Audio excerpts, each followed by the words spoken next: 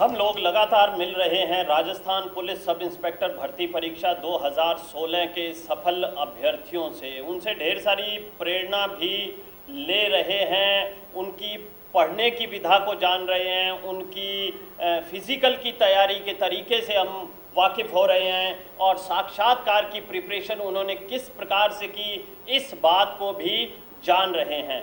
तो आज हमारे बीच उपस्थित हैं श्री विक्रम जाखड़। विक्रम जी, आपको बहुत बहुत बधाई। धन्यवाद सर, आपको भी बहुत बहुत बधाई हो सर। धन्यवाद विक्रम जी। अच्छा विक्रम जी, मुझे ये बताइए कि आप मूल रूप से कहाँ के रहने वाले हैं? सर, हनुमानगढ़ जिले के जोड़कियाँ गांव से। हनुमानगढ़ जिले के जोड़कियां गांव के निवासी हैं विक्रम जाखड़, और आपने राजस्थान पुलिस सब इंस्पेक्टर भर्ती परीक्षा 2016 में कौन सा स्थान प्राप्त किया है? सर 96 रैंक है मेरी। 96 रैंक है आपकी। और क्या लगता है आपको 96 नंबर रैंक हासिल करके आपको कौन से पद की प्राप्ति होगी? सर मुख्यतः एपी की गुंजाइश है, एपी मिल सकती है। एपी की संभावना है। अगर मान सर। लीजिए एपी नहीं मिलता, यानी कि सिविल पुलिस नहीं मिलता, सर। तो फिर आपको कौन सा पद मिलेगा? Sir IB. IB sub inspector के रूप में आप कार्य करेंगे। तो दोनों पदों की संभावना विक्रम जी के लिए बनी हुई है। विक्रम जी, मैं तो ईश्वर से इस बात की प्रार्थना करता हूं कि आपको एपी यानी कि सिविल पुलिस की प्राप्ति हो। धन्यवाद सर। तो विक्रम जी, आप ये बताइए कि आपने 10वीं किस विद्यालय से की और कितने प्रतिशत अंक प्राप्त किए? सर आदर्श विद्या मंदिर श्री गंगानगर जिले से, उसमें मेरे 58.8% है। 58% अंक प्राप्त किए आपने। और आदर्श विद्या मंदिर श्री गंगानगर से आपने 10वीं कौन से सन में की थी? सर 2007 में। 2007 में। और 12वीं आपने कहाँ से की? सर श्री गंगानगर जिले से, Seth GL Bihani senior secondary school से। Seth Girdhari Lal Bihani senior secondary school Shri Ganganagar से आपने 12वीं की। विषय क्या थे आपके 12वीं में? Sir physics, chemistry, math. PCM आपके विषय थे। मुझे ये बताइए कि आपने 12वीं में कितने प्रतिशत अंक प्राप्त किए? सर 49.5। 49% अंक आपने प्राप्त किए। और उसके बाद आपने क्या किया? सर मैंने उसके बाद बीटेक किया। उसके बाद बीटेक की। बीटेक आपने कहाँ से की? Shri Ganganagar engineering college. क्या इंजीनियरिंग की कौन सी ब्रांच थी आपके पास बीटेक में? Sir ECE, electronics and communication engineering. ठीक है। और ये आपकी इंजीनियरिंग कब संपन्न हुई? सर 2013 में। 2013 में आपकी इंजीनियरिंग पूर्ण हो गई। फिर उसके बाद आपने अपने करियर को किस क्षेत्र में बढ़ाने की योजना बनाई? सर उसके बाद में मेरा गवर्नमेंट सर्विस की तरफ जाने का रुझान था, तो उसमें जो मेरी ब्रांच थी उसमें कोई मुझे इंटरेस्ट नहीं था, और मैं सरकारी सेवाओं में जाने के लिए फिर मैंने आईएएस की तैयारी की। उससे पहले मैं यहाँ पर भी आया था एक बार 2013 में, एक दिन आपसे मिल कर गया। अच्छा, ठीक है। फिर उस समय यहाँ पर आरएस की मुख्य तैयारी चल रही थी, तो मुझे लगा यहाँ पर आईएएस की तैयारी अभी नहीं चल रही, तो मैं ठीक है दिल्ली पढ़ने चला गया सर। अच्छा, आप दिल्ली चले गए। तो दिल्ली आप कितने समय तक रहे? सर 3 साल। 3 साल आपने दिल्ली तैयारी की। उसके बाद क्या परीक्षा परिणाम आया? क्या आप प्री एग्जाम यूपीएससी का क्लियर कर पाए? नहीं सर, नहीं कर पाया। नहीं कर पाए। और उसके बाद जब आप उस एग्जाम को नहीं क्लियर कर पाए तो क्या कोई निराशा का भाव आपके भीतर उत्पन्न नहीं हुआ? यस सर, निराशा का भाव उत्पन्न हुआ, और मुझे लगा पहले मुझे करियर, मेरा जो करियर है उसको सेट करना चाहिए। और यानी कि आपको लगा कि पहले आपको छोटे पद पर आना चाहिए। Yes sir. ठीक है। फिर क्या हुआ? सर फिर मैं, जैसे भाटिया आश्रम फेमस था और अभी भी है, तो मैंने यहाँ पर आपके शरण में आके और मैंने आपसे राय मांगी, तो आपने आरएस में जाने के लिए मुझे प्रेरित किया। तो कुछ दिन मेरा मन नहीं माना, मैं चाहता था आईएएस की करूँ मैं आपकी दिशा निर्देशन में, पर मैंने धीरे धीरे प्रयास किया। फिर मैंने कहा आरएस अच्छा है, अगर पहले ये हो जाएगा फिर बाद में आईएएस की फिर भी कर लेंगे। खैर, मैंने आपको ये कह दिया कि आप आरएएस की तैयारी करें, और उधर आपका मन आईएएस में था, लेकिन फिर आप सब इंस्पेक्टर के बैच में कैसे आ गए? सर मैं मेरे एक फ्रेंड को आपसे मिलाने लाया था, अच्छा। एडमिशन दिलवाने के लिए। तो आपने उसको सजेशन किया आप सब इंस्पेक्टर के बैच में आओ, अभी वैकेंसी आई हुई है। तो उसके साथ साथ में आपने मुझे भी कहा आप भी सब इंस्पेक्टर में बैच में आओ। आप मतलब फिजिक को देख के आपने कहा, तो फिर उसके बाद में मैं सब इंस्पेक्टर के बैच में कंटिन्यू रहा।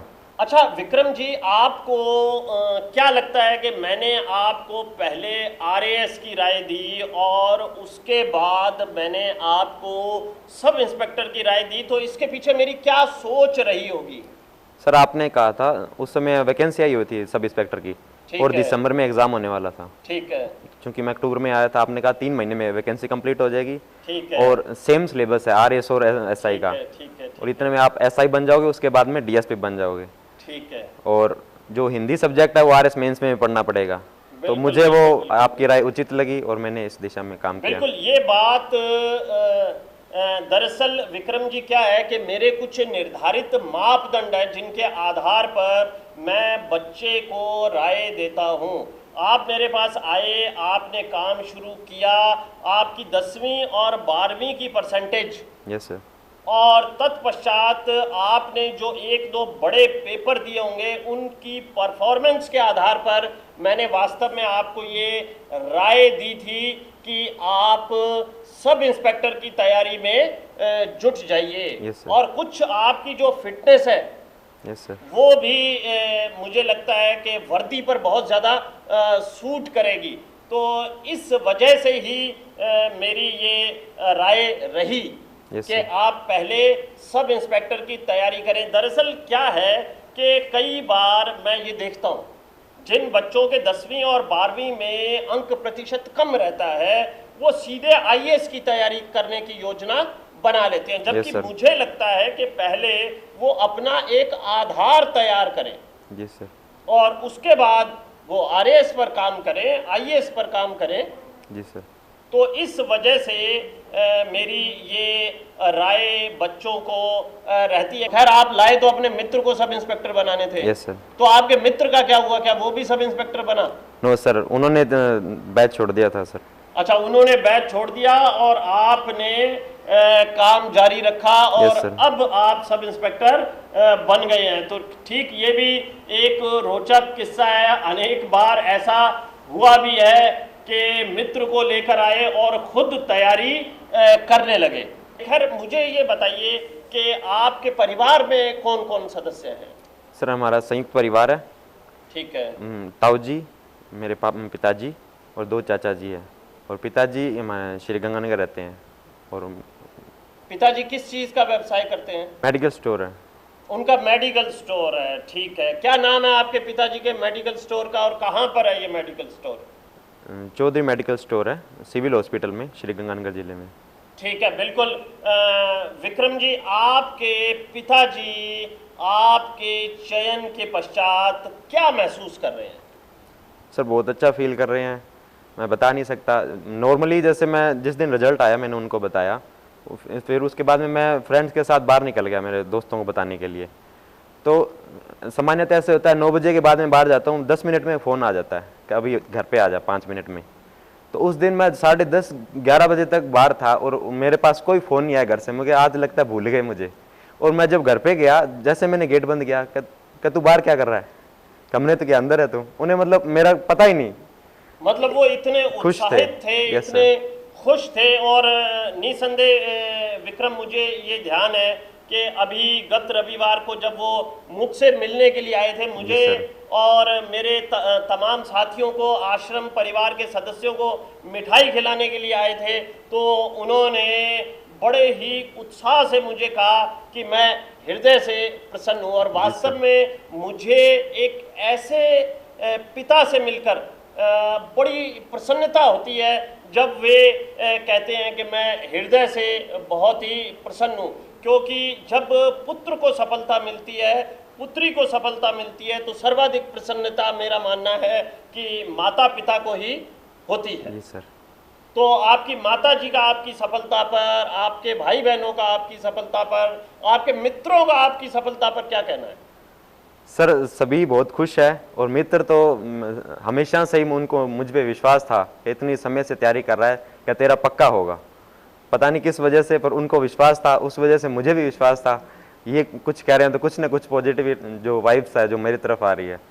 और बिल्कुल जी सर, सकारात्मक और एक आकर्षण का जो सिद्धांत है वो काम करता है कि सकारात्मक तरंगें जब व्यक्ति को प्राप्त होती हैं तो सफलता निश्चित हो जाती है और माँ सरस्वती अपना आशीर्वाद बच्चे को, विद्यार्थी को प्रदान करती हैं। विक्रम, हर व्यक्ति के, हर सफल व्यक्ति के परिवार में, मित्रों में कुछ ऐसे लोग होते हैं जो कि बड़े ही प्रेरणा स्रोत होते हैं, जो आगे बढ़ने के लिए व्यक्ति को ऊर्जा, गति और एक धारा, करंट जो है प्रदान करते हैं। आपके जीवन में, आपके परिवार में, आपके मित्रों में ऐसे कौन से व्यक्ति हैं? सर मुख्यतः मेरे ताऊ जी है, क्या नाम है उनका? श्री गोवर्धन जी जाखड़। ठीक है। और मेरे मित्र है बंसीलाल। ठीक है, बंसीलाल तो वही हमारे सब इंस्पेक्टर। जी सर। ठीक है, ठीक है। सर मुझे प्रेरणा मेरे ताऊ जी से मिली तैयारी करने में। अगर किसी प्रकार की कोई बाधा आती है तो मैं उनको याद कर लेता हूँ, क्योंकि उन्होंने अपनी कभी कभी स्टोरी सुनाते हैं वो खुद की, कैसे उन्होंने, मेरे जो दादाजी एक्सपायर हुए थे उसके बाद में घर को संभाला, तो मैंने मेरे दादाजी को नहीं देखा, उससे पहले ही वो एक्सपायर हो चुके थे। तो उन्होंने अपनी स्टोरी बताते हैं कैसे कैसे मैंने संभाला, और अकेला ही रात को 12-12, 2-2, 3-3 बजे जैसे खेती करते हैं वो, मतलब खेत में काम किया, बहुत काम किया उन्होंने, और हमें इस काबिल बनाया जिस तक हम आज यहाँ पर पहुँच पाए हूँ मैं। क्या कहते हैं, उनके कौन से शब्द हैं जो आपके हृदय में सदैव विराजमान रहते हैं, जिनसे आपको गति की प्राप्ति होती है? जी सर, वो कहते हैं पहली बात तो आप तो या तो कोई काम करो ना, अगर करो तो उसे पूरी शिद्दत के साथ करो और उसको पूरा करके छोड़ो। मतलब आप कर सकते हो, क्योंकि सेम ही है, 2 हाथ 2 आंख से भगवान ने सभी को सेम दिया है, तो अगर वो कर सकता है, कोई दूसरा कर सकता है, तो आप भी कर सकते हो। बिल्कुल, ये बात सत्य है उनकी बात, और निसंदेह आपकी सफलता में आपके ताऊ जी की भी महत्वपूर्ण भूमिका है, इसमें कहीं कोई दो राय नहीं। तो अब वो कैसा महसूस करते हैं आपके ताऊ जी? जी सर, बहुत बढ़िया फील कर रहे हैं। वो कहते हैं जो मैंने सोचा था कुछ तो अचीव किया आपने, और आगे इसी तरह, मतलब रुको मत, बढ़ते रहो आगे। प्री आपने क्लियर किया, फिर मुख्य परीक्षा 2018 दी, लेकिन क्या परिणाम रहा? सर अभी फाइनल उसमें इंटरव्यू के लिए कॉल नहीं हुई मुझे। इंटरव्यू कॉल नहीं हुई, तो अब आप आगे तैयारी में जुटेंगे? यस सर, निसंदेह सर। तो आप प्रथम प्राथमिकता किसको देंगे, आरएएस को या आरपीएस को? सर आरपीएस को। आरपीएस को, यानी कि वर्दी का आप में ग्लैमर है। अच्छा, किसी एक पुलिस अधिकारी का आप नाम बताइए जो आपके लिए प्रेरणा स्रोत हो, आपके लिए आकर्षण का विषय हो। सर अजीत डोभाल। श्री अजीत डोभाल आपके प्रेरणा स्रोत हैं, आपके लिए आकर्षण का विषय। निसंदेह मैं भी उन्हें एक आदर्श व्यक्तित्व के रूप में, एक आदर्श पुलिस अधिकारी के रूप में मानता हूं। वे हम सब के लिए, वे नहीं जो सिर्फ पुलिस में की तैयारी कर रहे हैं, बल्कि किसी भी क्षेत्र में काम कर रहे हैं, वे उनके लिए प्रेरणा स्रोत हैं। तो विक्रम, आप तैयारी कर रहे विद्यार्थियों को क्या संदेश देना चाहेंगे? सर्वप्रथम मैं संदेश देना चाहता हूँ, स्वयं के प्रति ईमानदार रहें। सबसे बड़ा सर जो चैलेंज होता है, हम स्वयं के प्रति ईमानदार नहीं रहते, हमें किसी को साबित नहीं करना पड़ेगा अगर हम स्वयं के प्रति ईमानदार हैं। बिल्कुल। और दूसरा सर, तैयारी के दौरान अगर कुछ भी तनाव, किसी भी प्रकार की अगर दिक्कतें हो, तो मैं मानता हूँ हमें योग अपनाना चाहिए। योग बहुत कारगर एक, हम कह सकते हैं, वे ऑफ लाइफ है, और निरंतर प्रयास करते रहें, धैर्य बनाए रखें सर। हर दिन पिछले दिन से अगला दिन बेहतर होना चाहिए, हमें ये प्रयास करना चाहिए। यद्यपि आपने हमारे विद्यार्थियों को अपना संदेश प्रेषित कर दिया है, बहुत ही शानदार संदेश था कि ये पिछले दिन से अगला दिन बेहतर होना चाहिए, लेकिन हम साक्षात्कार को समाप्त करें, मुझे एक बात का स्मरण हो आया कि एक बार आपका सब इंस्पेक्टर का बड़ा पेपर था और मैं सूरतगढ़ डिग्री कॉलेज के गेट पर खड़ा था और मैंने आपको ये कहा था कि आप चले जाइए, बहुत क्रोधित होकर कहा था कि आप चले जाइए, आपको पेपर देने की आवश्यकता नहीं है। क्या कारण क्या था उसके पीछे? सर उस समय मैं निर्धारित समय से लेट पहुंचा था सर। निर्धारित समय से लेट पहुंचे लेट आप पहुंचे थे, तो इसलिए मैंने आपको क्रुद्ध होकर कहा था कि Yes, आप sir. चले जाइए, आपको पेपर देने की आवश्यकता नहीं है। नहीं तो है। बहुत सारे रोचक किस्से होते हैं शिक्षक और शिक्षार्थी के मध्य, जिनमें से एक बात का जिक्र किया। तो अब आप जब सब इंस्पेक्टर बन जाएंगे तो आप अपनी ड्यूटी पर लेट जाएंगे या समय पर जाएंगे? समय पर जाऊंगा सर। बहुत बहुत धन्यवाद। हम अभी बात कर रहे थे विक्रम जाखड़ से, जिन्होंने राजस्थान पुलिस सब इंस्पेक्टर भर्ती परीक्षा 2016 में 96th रैंक हासिल की है, और हम लोग ये मानकर चल रहे हैं कि संभावना है कि इन्हें एपी यानी कि सिविल पुलिस सब इंस्पेक्टर की प्राप्ति होगी, या फिर ये बनेंगे आईबी सब इंस्पेक्टर। तो खैर, विक्रम के माध्यम से मैं विद्यार्थियों तक ये संदेश प्रेषित करना चाहता हूं कि यदि आपके 10वीं 12वीं या ग्रेजुएशन में अंक प्रतिशत अपेक्षाकृत कम है तो आप बिल्कुल भी घबराएं नहीं, लेकिन आपको एक योजना रखनी होगी कि सीढ़ी दर सीढ़ी आप ऊपर चढ़ें। जैसे कि विक्रम ने अभी हमें बताया कि सब इंस्पेक्टर का लक्ष्य उनका पूर्ण हो चुका है, और अब उनका लक्ष्य है आरपीएस ऑफिसर, और उसके बाद स्वाभाविक है कि तीसरे नंबर पर हम आईपीएस के लक्ष्य को निर्धारित करेंगे। तो मैं मां सरस्वती से इस बात की प्रार्थना करूंगा कि शीघ्र अतिशीघ्र विक्रम के कंधों पर आरपीएस के रूप में 3 सितारे लगे, और तत्पश्चात वे हमें एक आईपीएस अधिकारी के रूप में नजर आए। धन्यवाद सर। बहुत बहुत धन्यवाद। जय हिंद, जय भारत।